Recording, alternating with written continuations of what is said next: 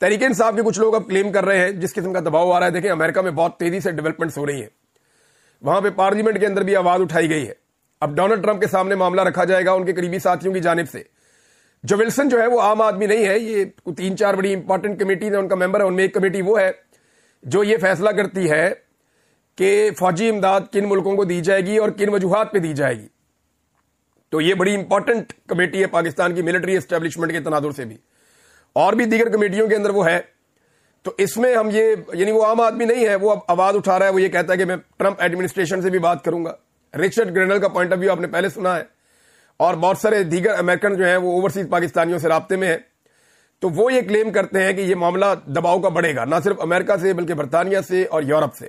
اب ذرا عمران خان صاحب کا لیٹر آپ دیکھ لیجئے, یہ امپورٹنٹ ہے, میں آپ کے سامنے رکھ دیتا ہوں.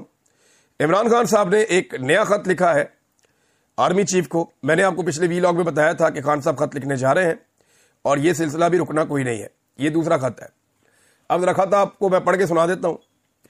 عمران خان کہتے ہیں کہ میں نے ملک و قوم کی بہتری کی خاطر نیک نیتی سے آرمی چیف کے نام کھلا خط لکھا تاکہ فوج اور عوام کے درمیان دن بدن بڑھتی ہوئی خلیج کو کم کیا جا سکے, مگر اس کا جواب انتہائی غیر سنجیدگی اور غیر ذمہ داری سے دیا گیا.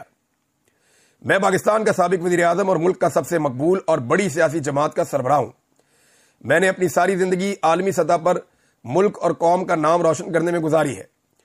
1970 سے اب تک میری 55 سال کی پبلک لائف اور 30 سال کی کمائی سب کے سامنے ہے. میرا جینا مرنا صرف اور صرف پاکستان میں ہے. مجھے صرف اور صرف اپنی فوج کے تاثر اور عوام اور فوج کے درمیان بڑھتی خلیج کے ممکنہ مضمرات کی فکر ہے, جس کی وجہ سے میں نے یہ خط لکھا. میں نے جن 6 نکات کی نشاندہی کی ہے, اگر ان پر عوامی رائے لی جائے تو 90% عوام ان نکات کی حمایت کرے گی. عوامی رائے ویسے ہم لے لیتے ہیں, میں ایک ٹویٹ کر دیتا ہوں کہ عمران خان صاحب نے جو 6 نکات لکھے ہیں کیا آپ اس کے حق میں ہیں. ایک ٹویٹ کر کے دیکھتے ہیں لوگ کیا رائے دیتے ہیں, بہرحال پتہ چل جائے گا. پھر عمران خان صاحب کہتے ہیں جی ایجنسیز کے ذریعے پری پول دھاندلی اور الیکشن کے نتائج تبدیل کر کے اردلی حکومت قائم کرنا, یہ پہلی چیز بتائی تھی انہوں نے. عدلیہ پر قبضے کے لیے پارلیمنٹ سے گن پوائنٹ پر 26ویں آئینی ترمیم کروانا اور پاکٹ ججز بھرتی کرنا, یہ دوسری چیز بتائی تھی انہوں نے. ظلم و جبر کے خلاف اٹھنے والی آوازوں کو بند کرنے کے لیے پیکا جیسے کالے قانون کا اطلاق کرنا, تیسرا. چوتھا سیاسی عدم استحکام اور جس کی لاٹھی اس کی بھینس کی ریت ڈال کر ملک کی معیشت کی تباہی. پانچواں ملک کی سب سے بڑی سیاسی جماعت کو مسلسل ریاستی دہشت گردی کا نشانہ بنانا اور تمام ریاستی اداروں کا اپنے فرائض چھوڑ کر سیاسی انجینئرنگ اور سیاسی انتقام میں شامل کرنا نہ صرف عوامی جذبات کو مجروح کر رہا ہے بلکہ عوام اور فوج میں خلیج کو بھی مسلسل بڑھا رہا ہے. یہ آخری چٹا تھا. اب عمران خان صاحب آگے اپنے جو نئے لیٹر کے اندر لکھ رہے ہیں آرمی چیف کو, میں وجہ آپ کو بعد میں بتاؤں گا کہ یہ لیٹر ایسے کیوں آیا. وہ کہتے ہیں جی فوج ملک کا ایک اہم ادارہ ہے, مگر اس میں بیٹھی چند کالی بھیڑیں پورے ادارے کا نقصان کر رہی ہیں. ایسا ہی ایک شخص اڈیالہ جیل میں بیٹھا ہوا کرنل ہے جو جیل کے سٹاف کو کنٹرول کرتے ہوئے نہ صرف آئین اور قانون کی جیل مینول کی دھجیاں اڑا رہا ہے بلکہ انسانی حقوق بھی پامال کر رہا ہے. وہ عدالتی احکامات کو جوتے کی نوک پر رکھتے ہوئے ایسے عمل کرتا ہے جیسے قابض فوج کرتی ہے. پہلے اڈیالہ جیل کے فرض شناس سپرنٹینڈنٹ اکرم کو اغوا کیا گیا اور تشدد کا نشانہ بنایا گیا کیونکہ وہ قانون کی پاسداری کرتا تھا اور جیل قوانین پر عمل درآمد کرتا تھا. اب بھی تمام عملے کو ڈرایا اور دھمکایا جا رہا ہے. بنیادی انسانی حقوق پامال کرتے ہوئے مجھ پر دباؤ بڑھانے کے لیے ایک کرنل کے ماتحت جیل انتظامیہ نے مجھ پر ہر ظلم کیا ہے. مجھے موت کی چکی میں رکھا گیا ہے.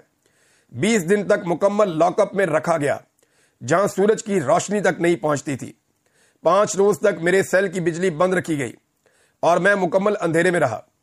میرا ورزش کرنے والا سامان اور ٹی وی تک لے لیا گیا اور مجھ تک اخبار بھی پہنچنے نہیں دیا گیا.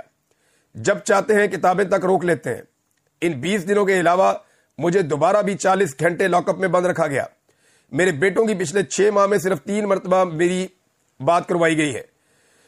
اس معاملے میں بھی عدالت کا حکم نہ مانتے ہوئے مجھے بچوں سے بات نہیں کرنے دی جاتی جو میرا بنیادی اور قانونی حق ہے.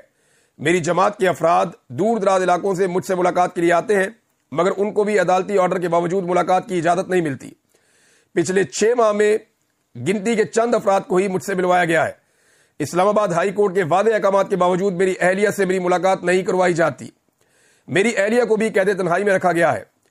گن پوائنٹ پر کروائی گئی 26ویں آئینی ترمیم کے ذریعے عدالتی نظام پر قبضے اور کوٹ پیکنگ کا مقصد انسانی حقوق کی پامالیوں اور انتخابی فراڈ کی پردہ پوشی اور میرے خلاف مقدمات میں من پسند فیصلوں کے لیے پاکٹ ججز بھرتی کرنا ہے تاکہ عدلیہ میں کوئی شفاف فیصلے دینے والا نہ ہو۔ میرے سارے کیسز کے فیصلے دباؤ کے ذریعے دلوائے جا رہے ہیں۔ مجھے غیر قانونی طور پر 4 سزائیں دلوائی گئی ہیں۔ میرے خلاف فیصلہ دینے کے لیے جج صاحبان پر اتنا دباؤ ہوتا ہے کہ ایک جج کا بلڈ پریشر 5 مرتبہ ہائی ہوا اور اسے جیل اسپتال میں داخل کروانا پڑا۔ اس جج نے میرے وکیل کو بتایا کہ مجھے اور میری اہلیہ کو سزا دینے کے لیے اوپر سے شدید ترین دباؤ ہے۔ 9 مئی اور 26 نومبر کو ہمارے نہتے جمہوریت پسند کارکنان پر ظلم و تشدد کی انتہا کی گئی۔ جو لوگ کہتے تھے نا 26 نومبر کا ذکر نہیں آیا، ایلو آ گیا جی ہوں۔ اب اس میں عمران خان صاحب کہہ رہے ہیں جی کہ 9 مئی اور 26 نومبر کو ہمارے نہتے جمہوریت پسند کارکنوں پر ظلم اور تشدد کی انتہا کی گئی، پرامن شہریوں پر سیدھی گولیاں چلائی گئیں، سیاسی انتقام کی آڑ میں 3 سال میں لاکھوں شہریوں کے گھروں پر چھاپے مارے گئے، ہمارے 20,000 سے زائد ورکرز اور سپورٹرز کو گرفتار کیا گیا اور سینکڑوں کو اغوا کر کے تشدد کا نشانہ بنایا گیا، ہزاروں بے گناہ لوگوں کو کئی ماہ جھوٹے کیسز میں جیلوں میں رکھا گیا۔ ایجنسیز کے دباؤ پر ہمارے 2,000 سے زائد ورکرز، سپورٹرز اور پارٹی لیڈرز کی ضمانت کی درخواستیں اب تک ہائی کورٹ کے ججز التوا میں رکھ کر بیٹھے ہوئے ہیں۔ جیسا سلوک پچھلے 3 سال میں ہماری خواتین کے ساتھ کیا گیا وہ انتہائی شرمناک اور افسوسناک ہے۔ پاکستان کی تاریخ میں کبھی سیاستدانوں کی گھریلو خواتین کو اس طرح تشدد کا نشانہ نہیں بنایا گیا۔ اس سے ظاہر ہوتا ہے کہ ہماری اخلاقیات کس قدر پستی پر ہیں۔ بزرگ خواتین اور جوان بچیوں کو جیلوں میں رکھا گیا۔ میری اہلیہ ڈاکٹر یاسمین راشد جو 75 سال کی کینسر کی مریضاں ہیں، میری دونوں بہنیں جن کی عمر 65 سال سے زائد ہے، ان سمیت سینکڑوں خواتین کو بے جا پابند سلاسل رکھا گیا اور ان کی حیا کا تقدس پامال کیا گیا۔ نبی پاک صلی اللہ علیہ وآلہ وسلم کے دور میں عورتوں، بزرگوں اور بچوں کو تنگ نہیں کیا جاتا تھا۔ ہمارے دین کا حکم تو یہ ہے کہ جنگی حالات میں بھی دشمن کی عورتوں اور بچوں سے بھی بدسلوکی نہ کی جائے، اور یہاں اپنی ہم وطن ماؤں بہنوں بیٹیوں کا لحاظ نہیں رکھا جا رہا۔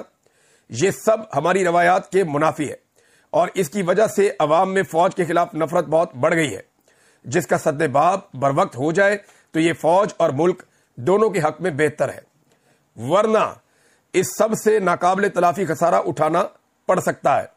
پیکا جیسے کالے قانون کے ذریعے سوشل میڈیا اور انٹرنیٹ پر بھی قدغن لگا دی گئی ہے۔ اس سب کی وجہ سے پاکستان کا GSP+ سٹیٹس بھی خطرے میں ہے۔ انٹرنیٹ میں خلل کی وجہ سے ہماری IT انڈسٹری کو اربوں ڈالرز کا نقصان ہو چکا ہے اور نوجوانوں کا کیریئر تباہ ہو رہا ہے۔